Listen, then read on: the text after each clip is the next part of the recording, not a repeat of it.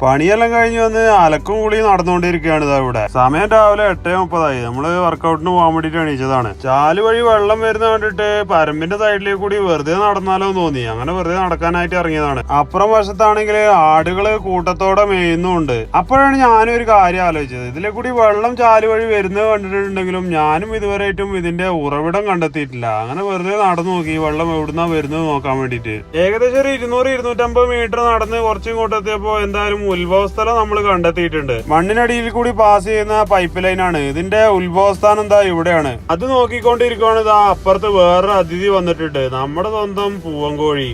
മിക്കവാറും ദിവസങ്ങളിലും ഇവൻ കൂക്കുന്നത് നമ്മൾ കേൾക്കാറുണ്ട്. പക്ഷെ ഇവനെ നമ്മൾ ആദ്യമായിട്ടാണ് കാണുന്നത്. എന്തെല്ലാം പറഞ്ഞാലും മരണ അരങ്ങന്നെയാണ് ഇവിടെ. നമ്മുടെ റൂം ഏകദേശം ആ കാണുന്ന ചെറിയ ഈത്തപ്പഴ മരത്തിന്റെ സൈഡിലായിട്ടാണ് നമ്മുടെ റൂം വരുന്നത്. വീഡിയോയില് നമ്മുടെ ആട്ടും കൂട്ടങ്ങളെയും കൂടി പകർത്താന്ന് വിചാരിച്ചപ്പോ അവരെന്നെ കണ്ടപ്പോൾ ഓടിത്തള്ളി. അതൊക്കെ കഴിഞ്ഞ് നമ്മൾ ജിമ്മിലേക്ക് പോകാൻ ഇറങ്ങി. അപ്പോഴാണ് ഓർത്തത് നമുക്ക് ജിമ്മിലേക്ക് ഇടാൻ 1-2 ഡ്രസ്സുകൾ വാങ്ങണം എന്ന് വിചാരിച്ച് നേരെ അത് വാങ്ങാനായിട്ട് പോയി. വർക്കൗട്ടെല്ലാം കഴിഞ്ഞ് നമ്മൾ നേരെ തിരിച്ച് റൂമിലേക്ക് പോവുകയാണ്. അപ്പോഴാണ് വിചാരിച്ചത് ഇന്ന് ജ്യൂസ് അടിക്കാനൊന്നുമില്ല. അങ്ങനെ എന്തെങ്കിലും വാങ്ങാന്ന് വിചാരിച്ച് നേരെ ഷോപ്പിലേക്ക് ജ്യൂസ് അടിക്കാനായിട്ട് ഇന്ന് കുറച്ച് ബീട്രൂട്ടാണ് വാങ്ങിയത്. അതൊക്കെ കഴിഞ്ഞ് തിരിച്ച് റൂമിലേക്ക് വന്നപ്പോൾ ഒരാൾ ഇവിടെ ഇരുന്ന് കുളിക്കുന്നു, ഒരാൾ അപ്പുറ സൈഡിൽ ഇരുന്നിട്ട് അലക്കുന്നു. നമ്മള് കുളിക്കാനും അലക്കാനൊക്കെ ഈ വെള്ളം തന്നെയാണ് ഉപയോഗിക്കാറ്. പക്ഷെ നമ്മൾ ബാത്റൂമാണ് ഉപയോഗിക്കുക. ഇങ്ങനെ ഓപ്പൺ ആയിട്ട് ഇരിക്കാറില്ല എന്ന് മാത്രം. പാടം മുഴുവൻ വെള്ളം നിറഞ്ഞിട്ടുണ്ട്. അപ്പൊ പുതിയൊരു വീഡിയോ ആയിട്ട് നാളെ കാണാം. ആദ്യമായിട്ട് നമ്മളെ വീഡിയോ കാണുന്ന സുഹൃത്തുക്കള് ഫോളോ ചെയ്യാൻ മറക്കല്ലേ.